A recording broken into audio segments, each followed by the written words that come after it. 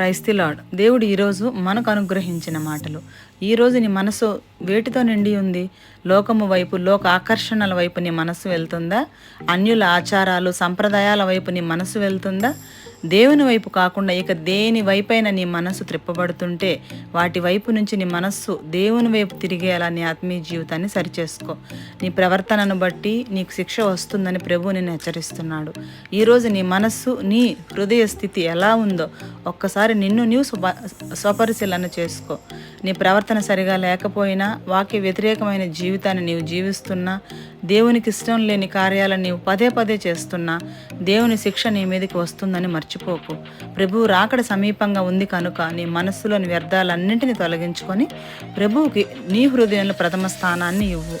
వాక్యానుసారమైన జీవితాన్ని నీవు జీవించగలిగితే పరలోకం అనే గొప్ప బహుమానాన్ని నీవు పొందుకుంటావు.